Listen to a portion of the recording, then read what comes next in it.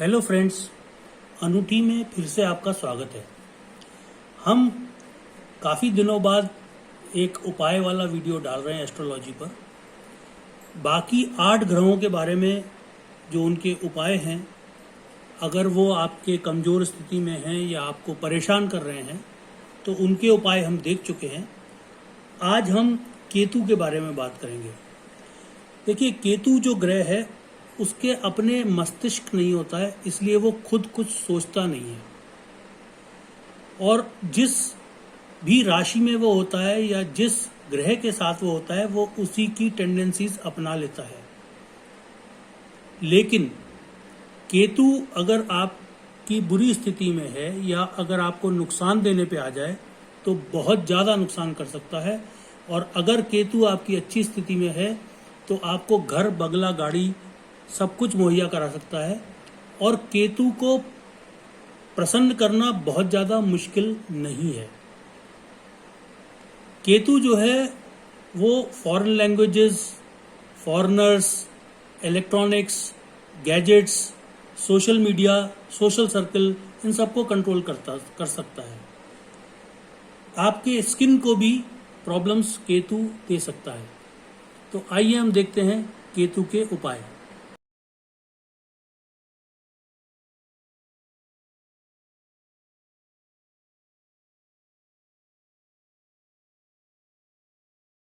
सबसे पहले है केतु का जेमस्टोन यानी कि रत्न। केतु का रत्न जो है वो है कैटसाई या लहसुनिया। लेकिन आगे बढ़ने से पहले मैं आपको एक चीज़ फिर से आगाह कर दूं जो मैं हर वीडियो में बताता हूं कि बिना एस्ट्रोलॉजर की सलाह के आप कोई भी रत्न ना पहने। रत्न स्टीरॉइड्स की तरह काम करते हैं। अगर ये फ़ायदा करेंगे तो बहुत फ़ायदा दिला सकते हैं और जल्दी दिला सकते हैं, और अगर नुकसान करें तो आपको बहुत जल्दी बहुत ज़्यादा नुकसान कर सकते हैं। तो रत्न आपको पहनना है या नहीं पहनना है, कौन सा रत्न पहनना है, कब पहनना है, कैसे पहनना है और उसका विधि क्या है पहनने की, किस उंगली में पहनना है या गले में पहनना है, ये आपको कोई एस्ट्रोलॉजर ही बता सकता है। आप अगर चाहें तो मुझसे संपर्क कर सकते हैं। तो लहसुनिया को आप सोने में या चांदी में पहन सकते हैं और उसको बृहस्पतिवार को पहनना चाहिए। अगर मघा, मूल या अश्विनी नक्षत्र है तो बहुत अच्छी बात है। अगर आप लहसुनिया नहीं खरीद पा रहे हैं या अच्छा लहसुनिया आपको नहीं मिल रहा है तो आप जरकौन भी पहन सकते हैं, और मिनिमम वो 3 रत्ती का होना चाहिए। लेकिन ये आपके खुद के वजन पर निर्भर करता है कि वो कितने रत्ती का रत्न आपको पहनना है। बृहस्पतिवार को सूर्योदय के समय पहनना है और उसका क्या तरीका है पहनने का ये आप किसी एस्ट्रोलॉजर से जान लें। अगर आप मुझसे संपर्क करना चाहते हैं इस विषय में तो संपर्क कर सकते हैं। तो देखिए फ्रेंड्स, के केतु जो है वो, जो आपको पता होगा, हमारे जो कहानियां सुनाई गई हैं, राहु उसका सर है और केतु धड़ है। बाकी एस्ट्रोलॉजीज में, वेस्टर्न एस्ट्रोलॉजी में या सोलर सिस्टम के एस्ट्रोलॉजी में इसको ड्रैगन की टेल भी कहा गया है। लेकिन हमारे यहाँ केतु जो है वो छाया ग्रह माना जाता है, राहु भी और केतु भी। अगर आप एस्ट्रोनॉमी में देखेंगे तो राहु और केतु आपको कोई ग्रह नहीं मिलेंगे, लेकिन हमारे यहाँ उनको छाया ग्रह माना गया है। तो अब देखते हैं हम केतु के जाप। केतु के जाप बुधवार को शुरू करने चाहिए शुक्ल पक्ष में, और सबसे अच्छा है कि वो सूर्य उदय के समय या सूर्यास्त के समय करने चाहिए। उस समय आप उत्तर की दिशा में या पूर्व की दिशा में मुंह रखें, और केतु के 68,000 जाप किए जाते हैं।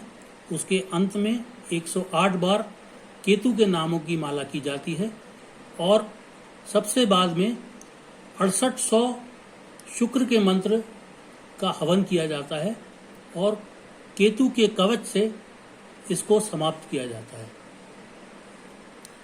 इसका मंत्र यह है, ओम केम केतवे नमः। अब हम देखते हैं केतु का दान। दान जो है वो बहुत ही सेफ एक सिस्टम है या उपाय है। अगर ये आपको फायदा नहीं करेगा तो नुकसान तो बिल्कुल भी नहीं करेगा। और दान को बुधवार को दोपहर के बाद करना चाहिए। इसमें सतनजा 7 अनाज, नारियल, ब्लैंकेट, कंबल, काले तिल, काला कपड़ा, लोहा या लोहे से बने औजार या हथियार ये दान किए जाते हैं। स्पेशली अगर बुधवार को मघा, मूल या अश्विनी नक्षत्र है तो दान करने में ज़्यादा फायदा होता है। अगर कोई बीमार है और खुद कोई भी जाप, मंत्र, पूजा नहीं कर सकता है तो उसका हाथ लगवाकर दान करने में सबसे ज़्यादा फायदा होता है। अब हम देखेंगे केतु के लिए जो प्रार्थना है। लेकिन ये प्रार्थना जो है वो दूसरे उपायों के साथ करनी चाहिए। तो केतु के लिए हनुमान जी और गणेश जी दोनों का पूजन करना चाहिए। गणेश चालीसा, संकट नाशन गणेश स्तोत्र, हनुमान चालीसा और अथर्वशीर्ष स्तोत्र करने से केतु के परेशानी में बहुत फायदा होता है। जैसा मैंने बताया, गणेश जी और हनुमान जी केतु को कंट्रोल कर सकते हैं तो उनका पूजन करना चाहिए। और आपको हर बुधवार को गणेश जी के दर्शन जरूर करने चाहिए मंदिर में जाके। अगर रोज कर सकते हैं तो बहुत अच्छी बात है। और एक केसर का तिलक रोज अपने जरूर लगाएं। अब हम देखते हैं केतु का यंत्र। केतु का यंत्र जो है वो आपको मंगलवार को बनाना चाहिए या खरीदना चाहिए। यंत्र को एक टीन के टुकड़े पर या भोजपत्र पे सफेद चंदन से बनाया जाता है और उसको जो अनार की लकड़ी का पेन होता है उससे लिखा जाता है। उसको एक लोहे की अंगूठी पर भी कार्व किया जा सकता है और अच्छा होगा अगर उसके बीच में आप एक लहसुनिया लगवा दें। केतु के गायत्री मंत्र से उसकी प्राण प्रतिष्ठा की जाती है और उसके बाद उसको अपने सीधे हाथ की रिंग फिंगर पे या बाजू में या गले में पहनना चाहिए। यह है केतु का यंत्र। अब है केतु के व्रत। केतु के व्रत मंगलवार को किए जाते हैं। किसी भी शुक्ल पक्ष की मंगलवार को आप वो शुरू कर सकते हैं, किसी भी महीने की, हिंदू महीने की। और इसमें हनुमान जी और गणेश जी का सुबह पूजन करें, केवल एक बार भोजन करें और अपने से बड़ों की हमेशा इज्जत करें और किसी का भी अपमान ना करें। ये बहुत जरूरी चीज है। केतु के व्रत से फायदा होता है। अब है केतु के अन्य उपाय।